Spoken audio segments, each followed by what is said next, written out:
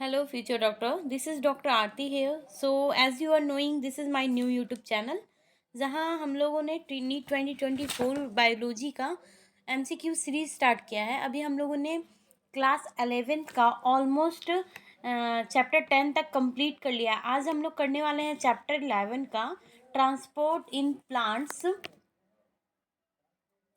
करने वाले हैं. इसके हम लोग बहुत इंपॉर्टेंट क्वेश्चन जो आपके नीट 2024 के लिए बहुत ही ज़्यादा हेल्पफुल रहने वाला है, बहुत ज़्यादा पैटर्नफुल रहने वाला है नीट के लिए. तो आप चलिए हम लोग स्टार्ट करते हैं. क्वेश्चन नंबर 1 देखते हैं. तो देखिए क्वेश्चन नंबर 1 क्या कह रहा है. The movement of water through a semi permeable membrane from an area of high water concentration to an area of low water concentration is known as. कह रहा है कि जब सेमी परमिएबल मेम्ब्रेन के थ्रू कोई भी वाटर का movement अगर हाई टू लो कंसनट्रेशन में जाता है तो उसको हम लोग क्या कहते हैं.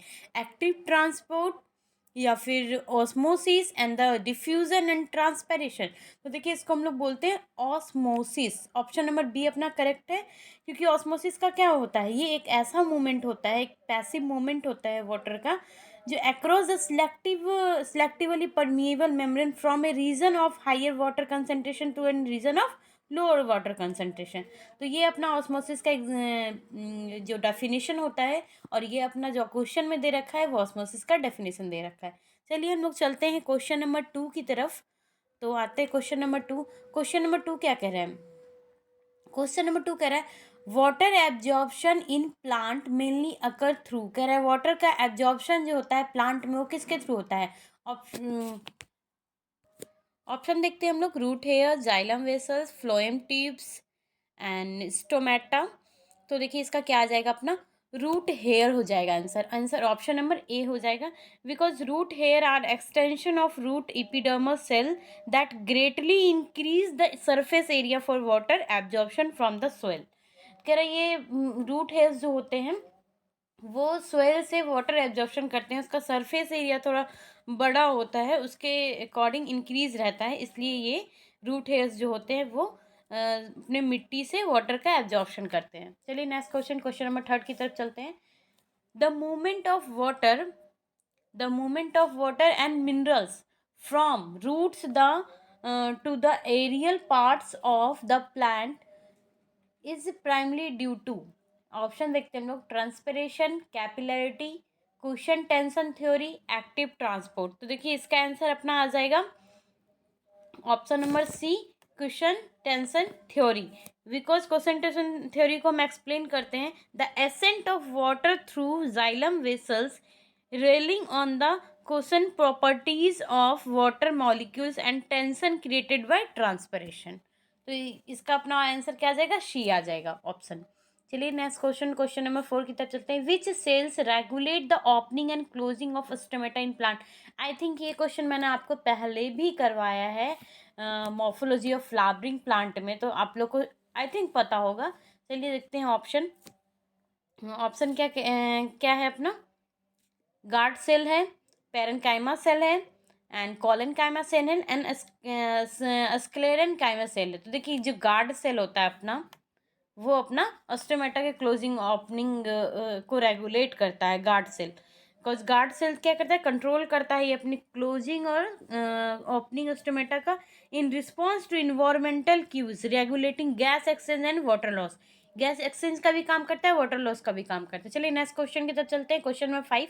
The process by which water moves upward through xylem vessel due to the evaporation of water from the aerial parts of the plant is known as. देखिए ये डेफिनेशन दे रखा है, एक प्रोसेस दे रखा है, इसको हम लोग क्या बोलेंगे. ऑप्शन देखते हैं हम लोग.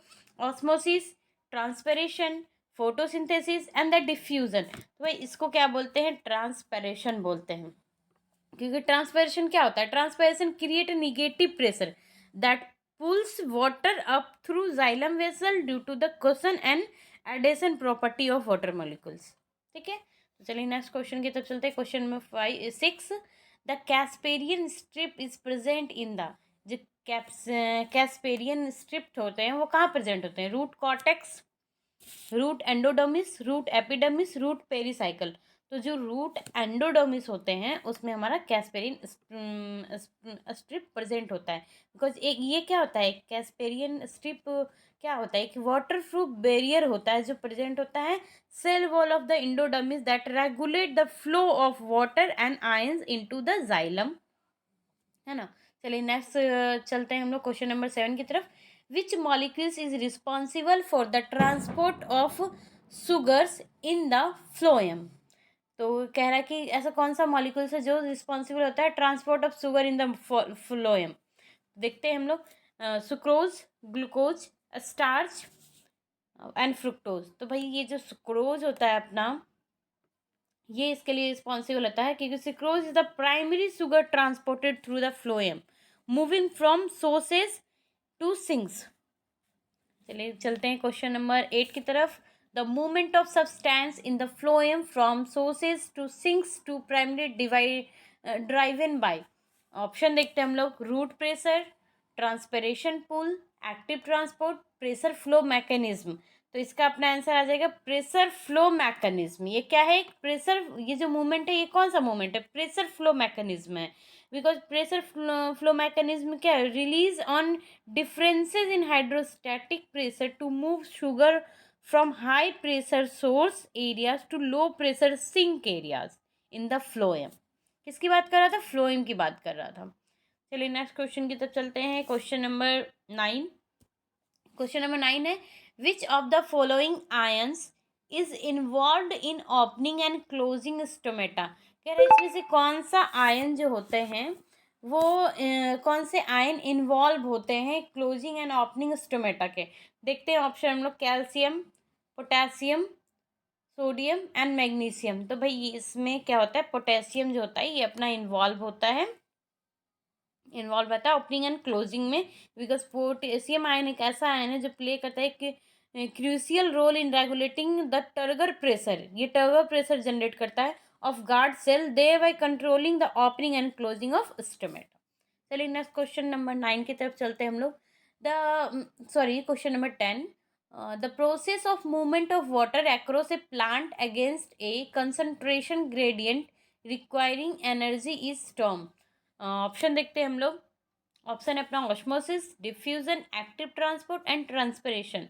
तो इसका जो आंसर आएगा अपना क्या आ जाएगा, एक्टिव ट्रांसपोर्ट आ जाएगा। Because active transport is the movement of substance across a biological membrane against their concentration gradient requiring energy usually from ATP.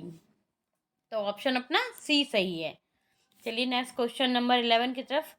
The loss of water in the form of water vapour from the aerial part of a plant is known as.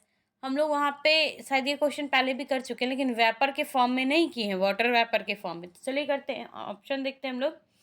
Osmosis, transpiration, respiration, photosynthesis. तो obviously बात पहले भी लोग पढ़ चुके हैं, transpiration होगा, या तो वाटर वेपर के फॉर्म में हो या लॉस ऑफ वाटर बोल दे इसको, दोनों ही एक ही चीज़ है। चलिए हम लोग क्वेश्चन नंबर 12 की तरफ चलते हैं। Which of the following structures play a significant role in the ascent of sap in plant. What is sap, sap क्या होता है, सैप लाइक प्लांट का जो जूसी पार्ट होता है ना उसको हम लोग सैप बोलते हैं।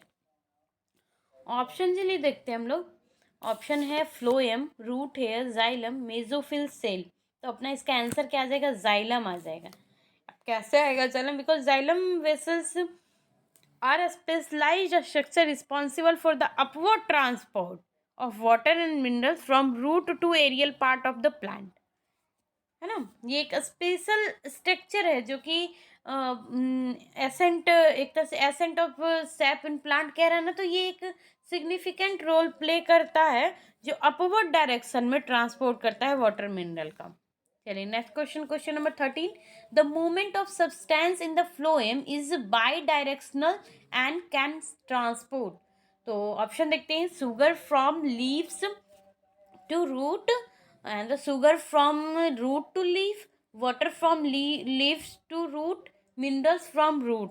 तो इसका आंसर आ जाएगा sugar from leaf, option number अपना ए।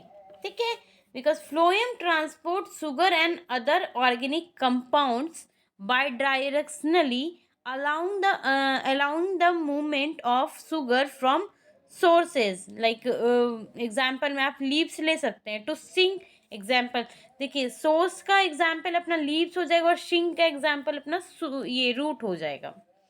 चलिए नेक्स्ट क्वेश्चन, क्वेश्चन नंबर 14।